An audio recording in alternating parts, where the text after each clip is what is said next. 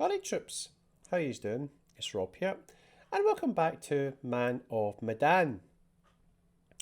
And in the last episode, guys, well, it was a freaking awesome episode. It really was. The biggest thing that happened was that all of the pirates who kidnapped and abducted us, took us hostage, have all been killed. They've all perished, guys. Um, so obviously, this all started with Conrad. Conrad is essentially to blame for all of this, right? Because he's got rich parents. So as a result of that, he's a little bit arrogant, he's a little bit smug. He was born with a silver spoon in his ass, right? And he's not known any kind of hardship whatsoever. So his answer to a lot of problems in life is just to throw money at it, right? And that's what he did with the pirates. When the pirates initially came by our boat sniffing around, they were probably seeing if it was worth their time, boarding our boat and taking us hostage. And then Corman was just showing that he had lots of money and he wasn't afraid to part with it. And the pirates came away and they came back and realised, okay, fine, we'll board your ship, we'll take you hostage, we'll put a ransom on your head, and your rich parents will pay that ransom. But then obviously they found this nav pad on the Duke of Milan. It said Manchurian gold and there was coordinates underneath it. So I think Olsen, when he was in control of our boat, went to those coordinates, and that's why we found this ghost ship, the Orang Medan. So I think Olsen put two and two together and realised, right, okay, the Manchurian gold is probably on this boat. So he took us onto the ship, and it wasn't long after that, guys, that we realised that there wasn't actually any gold at all. In fact, Manchurian gold was a code name for this chemical that was created that induces hallucinations. Pretty extreme hallucinations, guys. So extreme, in fact, that it actually triggers heart attacks in people because the hallucinations are so real that it actually scares people to death, right? And not long after they took us onto the ship, we were able to break free of our captors. And that's pretty much right about the same time that Olsen, the leader of the pirates, started going crazy. He had breathed in too much of the chemical to the point where he ended up killing his second in command, Danny. Just stabbed him in cold blood. Junior, another pirate, he was able to realise, the same as us, that there isn't actually any gold on the ship, and that Manchurian gold is actually a chemical, the gas that seems to be everywhere.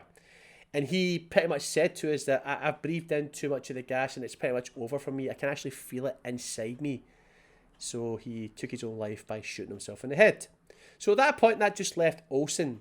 And this, guys, was Conrad's redemption arc. Because Conrad was the person that actually killed Olsen. Now, in a premonition that we saw, guys, we saw the distributor cap get destroyed, right? And I think it was supposed to happen during that fight with Olsen. If we didn't play that fight to perfection, the distributor cap probably would have been destroyed.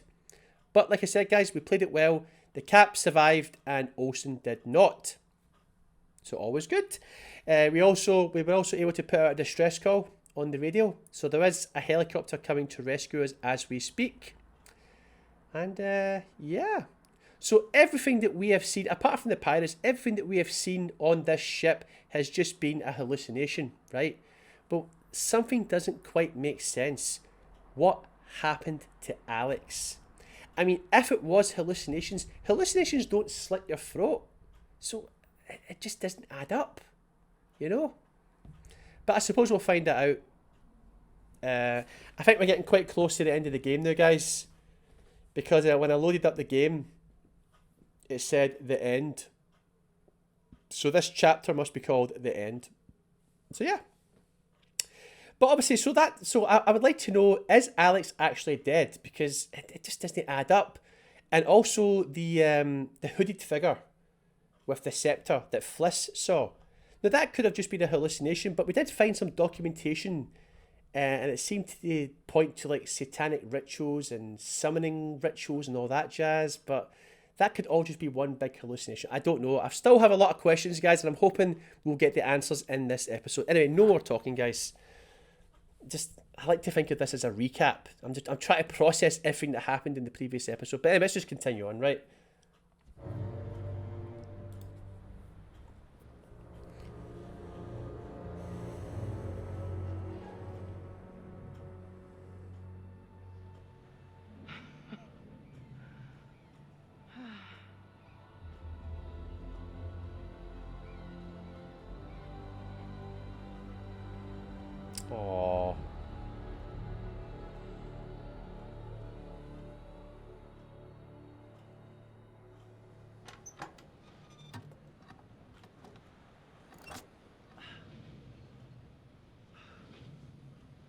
All right. Let's try it. Let's do it.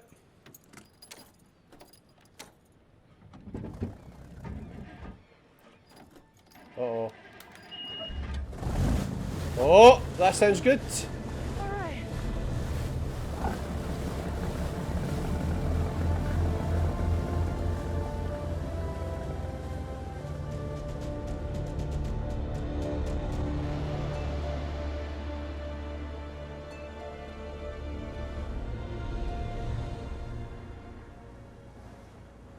I thought he was right behind me. I could have sworn he was. I thought if I just turned around, I could help him. If I hadn't stopped, then Alex would have gotten through the door and he wouldn't have grabbed him. And he wouldn't have... Oh, Jesus. I saw it. Right through the porthole. I saw Alex get killed. He was my big brother. He was everything I ever wanted to be, you know? I just wanted to be able to tell him I'm sorry. And now I'll never get that chance. He's fucking dead! Oh God, Allie. I'm so sorry. I'm so sorry, Allie.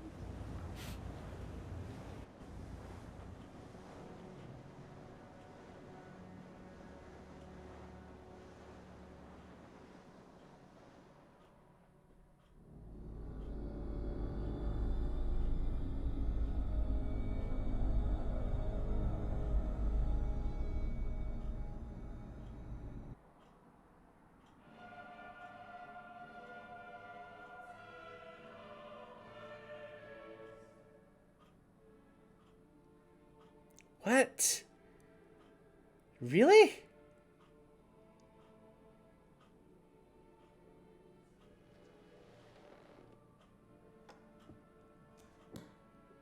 That's it. Game over. You're done. For now, at least. You could always try again, see if you can't do better next time around. Impressive. Almost everyone survived. Almost. I suppose when the curtain falls, you're either ready for it or you're not. It's all about decisions, isn't it? Decisions made in a hurry, in a panic, made with the heart instead of the head, or vice versa. Sometimes those decisions take a long time to have repercussions. But there are repercussions. There are always repercussions.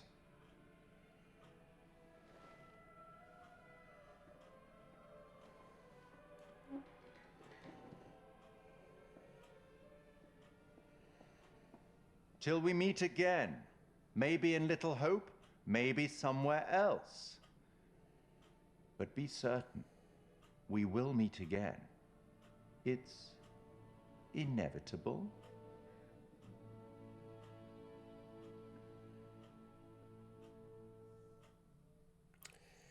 Won't you spare me over till another year? Won't you spare me over? Won't you spare me over till another year? I'm going to skip to the end, guys, just to save. I don't want any content ID claims or whatever. Okay. Wait, what? Oh, Danny's still alive? Huh?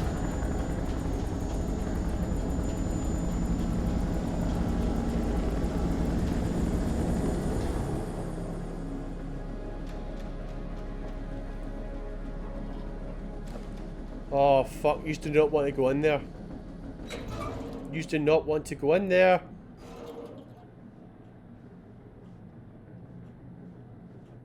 So out of nowhere, this thing just sent out an SOS. Guess we got a real live ghost ship here, huh? They don't have ghost masks, guys.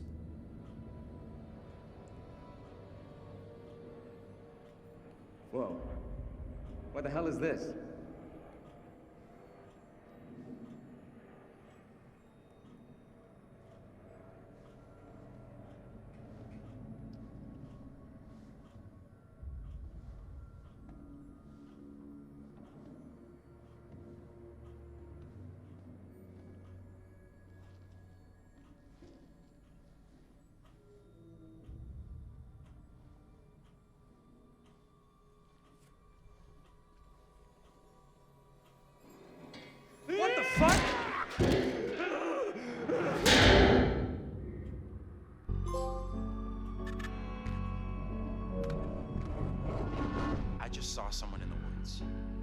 Whoever it was, they're gone.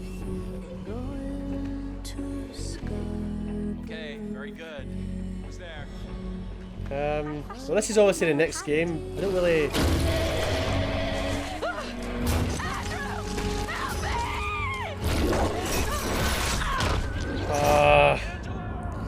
Give me 2 seconds, guys. I don't want to see this. I don't want to know anything about what happens in the next game. It's not giving me any option to skip it. Like, no option whatsoever to skip it. It's like it's forcing me to see parts of the next game. Well, guys, I'm going to admit I'm a little bit disappointed. That was a pretty uneventful ending. I sat and spent the first 45 minutes talking about things that I think may happen. I was talking about how I've still got a lot of questions, you know, not enough answers. And that was pretty much the end. Do you know what I mean? It's like...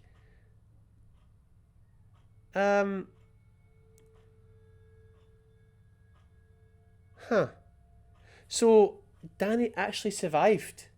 But obviously, you know, Danny was still under the effects of the chemical, right? So, when those 2 soldiers responded to the SOS, Danny must have thought that they were just a hallucination. And he killed him. So, yeah. Well, I guess the premonition did happen. Because see, if we didn't see those scenes right at the end of the credits there, guys, I would have been like, but the premonition showed me a helicopter. What the hell? You know what I mean? So, I don't know, guys. I just thought, maybe I'm overthinking this. You know? Maybe what Fliss saw in the sort of ballroom thingy, if it even was, I think it was a ballroom. Maybe that hooded figure was just a hallucination. Because everyone saw their own... Like, everyone saw their own... obviously, like, Conrad was seeing a hallucination of this... he saw this poster of this pretty girl, right? It was an old-timey poster from the post-World War II era, right? It was like a sort of... So maybe that was the last thing that he saw. And then he started breathing in the chemical, and then he started seeing this person, you know? Fliss saw the hooded figure. Brad, I can't remember who Brad saw, but we know that Alex and Julia saw another version of Alex.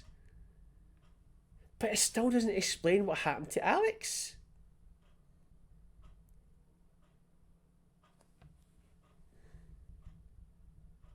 What I'm going to do, guys, is I'm going to go and take a little look. I'm going to see if someone can break down the story. If I had known that was actually the end of the episode, I probably would have let the previous episode run a little bit longer. But it's fine. It's fine. It's all right. This is I'm going to see if someone can break this story down for me, right? Because am I missing something? I don't know. I'll be right back, guys. So I'm still doing a little bit of research, guys, right? But apparently I got the best ending in the game, where your team rides off on the boat out of harm's way. Because apparently there was also, I don't know if this is true, but someone said there's an ending where the distributor cap, see if the distributor cap was destroyed, we would not have been able to go back on the boat, the Duke of Milan, and escape. And I think what happens is the helicopter comes down, and I believe that they can either kill you or they imprison you. I don't know if that's true though. That's someone typed that. I don't know if it's true, but there is multiple endings to this game. Now, obviously, I'm not going to go play the game multiple times, right? But apparently, the more you play the game, the more the story begins to make sense. But we got the best end, even though it would have been the perfect ending if Alex had survived, you know, and we escaped to the boat. That would have been the best ending, right? And apparently the ballroom that we saw, remember, it was just too immaculate. The whole boat was rusted, but this ballroom looked immaculate, like it was in perfect condition. That was just Fliss hallucinating, right? So I'm going to guess that the hooded figure that she saw was also a hallucination. Why she hallucinated that, I don't know. But it's just a hallucination. But I'm trying to find out what happened to Alex. Because apparently there's multiple ways that Alex could have died. So I'm trying to find the one where he got his throat slit. I need to know, guys. It's eating away at me. So I'll be right back. Okay, this is much better, guys. So I went onto the Dark Pictures wiki page. And I'm on the Alex. I just typed in Alex. So there's multiple ways that he could have died, right? The one at the top is actually the one that happened to us, throat slit. But he also could have died by having his face bashed in, shot in the head, split in half by cargo door, choked, electrocution, head smashed in by sledgehammer, stabbed in the stomach, or shot.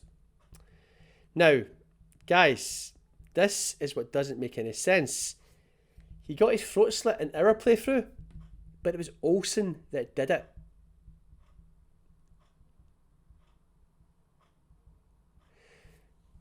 Now, I was under the belief that, I don't know if it was either Julia or Alex that said it, but I was under the belief that it was like Alex that was chasing us, because did Julia not say this person looks identical to you, Alex? Did it not? So for some bizarre reason, I just thought that it was Alex that was chasing us, but it was actually Olsen. Now, if that is the case, guys, then that makes perfect sense. So for him to have his throat slit by Olsen, the conditions that had to be met: Conrad didn't escape on the speedboat. Conrad is alive. Alex took the knife in caskets. Alex is behind Julia when they reach the door. Alex fails QuickTime events to escape, or Julia failed certain QuickTime events. Well, Conrad did try to escape, but he failed. And we did take the knife. And Alex was behind Julia, so... See, guys, there's so many different ways your character... So you've got 5 characters that you control throughout the game, and there's so many different ways that they can die. There's so many different endings and outcomes. So it was actually Olsen that slit Alex's throat. Well, that makes more sense. And maybe the reason Julia thought that it was Alex that killed Alex is because she was hallucinating. Maybe when she looked to Olsen, she actually saw Alex. But that's what confused me. And I went, ever since he died, I went with that. It just didn't add up. How can a hallucination kill you? Like, how can a hallucination slit your throat? But it was actually Olsen. Interesting. Let's see. Yeah, so like I said, the pirates, thinking that there was Manchurian gold on the ship, climb on it and take Alex and others with them, whom they lock in a room, blah, blah, blah. Yep. It's basically it's going through Act 1, Act 2, and Act 3. It's actually going through all the things that happened. But that's pretty much... Apparently, guys, the Orang Medan is actually a ship that existed in real life. It's like a real-life ghost ship, I think. I've seen that somewhere. And apparently, it was something to do with... the chemical was actually being stored in China. And it was taken from China or something. I don't know, but I think the Manchurian gold chemical was created in China. I think that's, from what I've read, that seems to be the case, but I don't know. Well, that actually makes more sense. So if it was actually Olsen that killed Alex, then that makes perfect sense, because at that point he had went mad with the chemical, right? So he was just killing anybody at this point, right? Okay. And obviously the hooded figure, you know, I thought once we looked at all the documentation that we found, you know, the documentation about the satanic rituals and stuff, I thought that was going to play into it, but it's like the curator said, all is not as it seems, right? This wasn't technically a horror story, guys. This was a top secret military operation involving the Manchurian gold. I don't think, did they quite explain, like, say we opened up that casket and we saw a 2-headed skeleton, was that just a hallucination?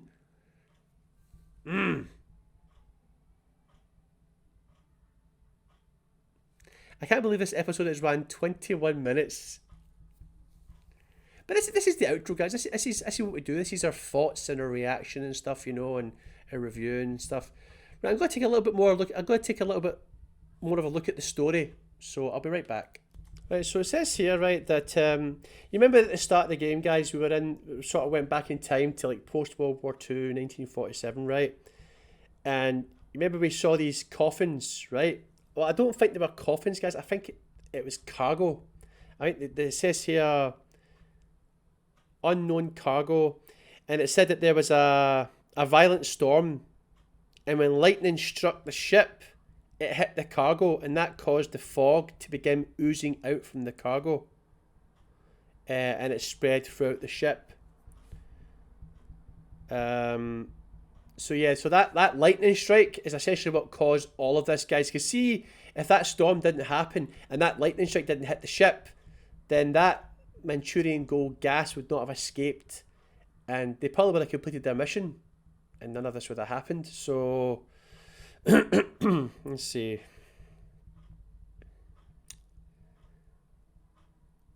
Right, I'll be right back, guys. I'm just going to see if I'm just taking a quick look at this plot and seeing if anything jumps out at me that will help me sort of piece it all together. Won't be long. Right, okay, I've immediately noticed something here, guys. I never did quite manage to find out what happened to Brad when the pirates boarded the Duke of Milan, right? They took everyone else hostage but Brad. We never did quite see what happened to him. But it says here, while the five are sleeping, the fishermen whom Conrad had pissed off earlier, Olsen, Junior and Danny, there was only 3.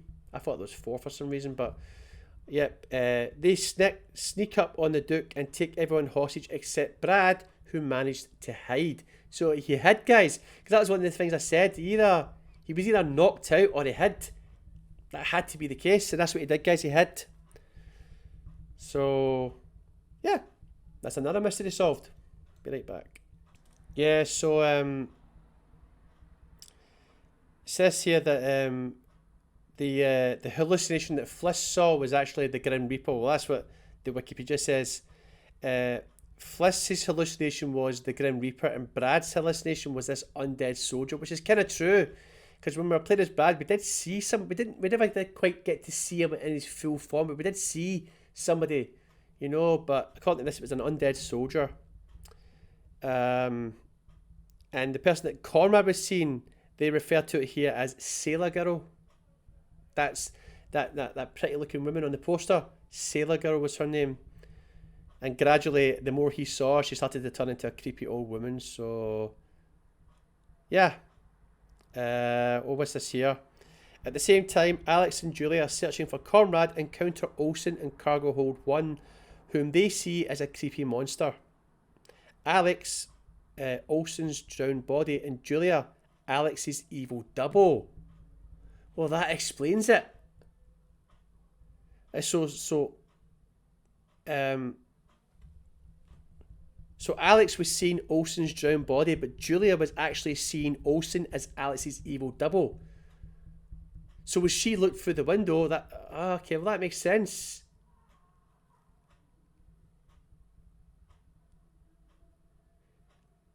Right, okay. So we now know what everyone was hallucinating, what everyone saw, right? Fliss saw the Grim Reaper. Brad saw this undead soldier. Conrad saw Sailor Girl. Alex saw Olsen's drowned body, and Julia saw Alex's evil double. But it was actually Olsen. Okay, let's see. We're on to Act 3 now. Be right back. Honestly, guys, there's so many things that could happen. Let's see this here, right? On the way out, however, Alex first hallucinates a mutant or a bloody Olsen who is actually another protagonist, and then a rat emerging from his stomach. Alex can attack one of the hallucinations, which leads to the death of the respective character. Otherwise, Alex will come to his senses and both protagonists will return to the others. We didn't experience any of that, guys, so I'm telling this right now, guys. I think we played it to perfection. Apart from the death of Alex, right? I think we got the best possible ending. You know, that was... I just wish if he just saved Alex, it would have been the perfect playthrough. you know. Yeah, so I'm at the ending now. All surviving characters are reunited on the weather deck. Their future fate depends on the player's decisions and has 4 versions. If the survivors retrieve the distributor cap, they will start the Duke of Milan and escape from the Ourang Medan. That was the ending that we got, guys. If the survivors lost the cap, but Conrad successfully escaped, he will return and rescue the survivors. So there was a potential scenario where when we were on the Duke of Milan and when Conrad tried to escape, he actually did escape. And he would have returned at a later date. However, if the characters have already escaped on the Duke, Conrad will go aboard the ship in search of friends, only to suffer hallucinations caused by the Manchurian gold. Right, so that's the second one is not a good one for Conrad. The third ending, if the survivors lost the cap, Conrad was unable to escape, but the group called the military. Helicopters will fly in and rescue the survivors. However, if the protagonists learn the name of the ship and tell the military, they will shoot the survivors, keeping the Ourang Medan's existence in secret. See, now did we actually tell the military? I can't remember, I need to look back. Did we actually tell them? Because we did find out the name of the ship. I just can't remember if Conrad actually told them when he was sending out that distress call. Did he actually tell them the name of the ship? Because see if that distributor cap was destroyed, guys, then we would have had to wait for the military to come and rescue us. And if we had told them the name of the ship, we would have got shot. And ending number 4, if the survivors lost all chance at rescue, they will remain stranded on the Ourang Medan. The characters split into 2 groups, with the first attempting to escape on the dead Duke, and the second remaining on the ship and searching for rations. Oh. In a post-credit scene, the group recounts their experience on the ship or mourns their deceased friends. After that, the player meets with the curator for the last time, where he comments on their ending and the number of survivors. The curator bids the player farewell, promising that they will meet again in Little Hope or elsewhere, followed by a short teaser announcing the second installment in the anthology. Well, guys, I'm going to say that we got the best ending. We did. That was the best ending.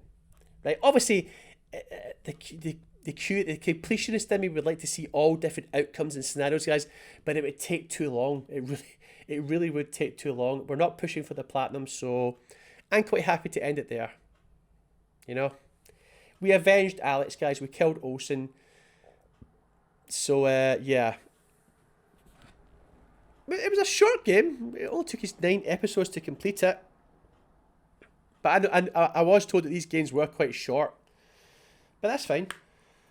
So, if I was to give it a review, initially, guys, I was going to give it 7.5 out of 10. But now that a few things have been explained to me, it all makes more sense. Right? I was overthinking it, guys, right? It really was. A lot of the stuff that we were seeing in the game really was just hallucinations, right?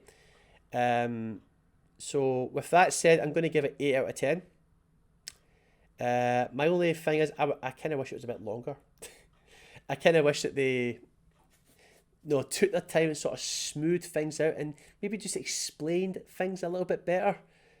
But I've been told that collectibles, secrets, that's key, because the more secrets that you pick up, the more the story gets explained, right? But for what it was worth, guys, I thought the story was fantastic. And now that I know what to expect from these type of games going forward, guys, because we're going to play Little Hope next and then we're going to play House of Ashes, I now know what to expect, and don't overthink things, right? But yeah, 8 out of 10. I think that's a good honest score. You know, that's not too bad. I enjoyed it for what it was worth, guys. Like I said, I just wish it was a bit longer, and I wish I'd saved all the characters. But yeah, that's what it is. So there we go, guys. That was Man of Medan.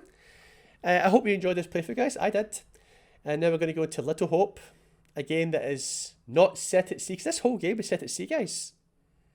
So if you get seasick, or if you don't like games that are set at sea, this game might have not been your cup of tea. But the next game, I don't think is anywhere near water, guys.